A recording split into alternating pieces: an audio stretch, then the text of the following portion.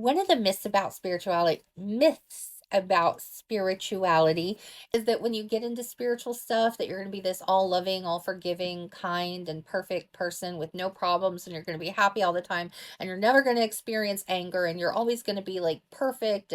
And you know how it is. Like, people have this assumption about that, and I don't think that's true, because I think that if we deny our humanity and don't allow ourselves to be angry or upset or sad or anything, we're not going to grow. We're just going to be stuck in this happy space of denial all the time, and that's not good. I mean, because then we're dismissing some things, and if those things kind of bubble to the surface, we're not going to know how to deal with it, and we're not going to know how to deal with things when it gets intense, when we need to take a step and say, okay, this is what I need to do about this, because we've been busy ignoring it all the time. So toxic positivity is a thing, and I feel like it can end up hindering and hurting our own journeys in the spiritual, because if I so choose to hold a grudge, that is on me. That is my choice, and nobody can take that away from me. It's who I am.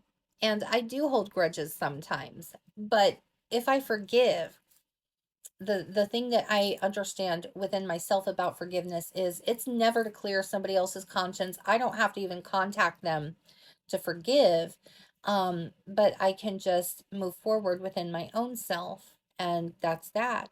I don't have to invite them back into my life. It is literally just about me getting peace from a situation, and it's not ignoring or dismissing what happened. This is another reason I was so hesitant to let go of forgiveness, because sometimes I would think, well, if I let go of it, doesn't mean that what happened wasn't, like, that it didn't happen, or that my feelings about it weren't valid. And that's not the case either.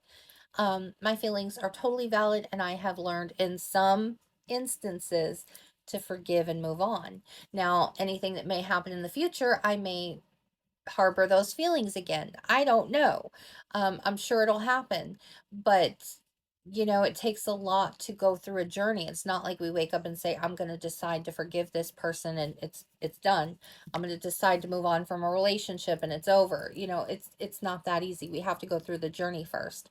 But it surprises me when a lot of people assume that just because you're spiritual, they think you can't have human emotions, but that's part of the spiritual journey.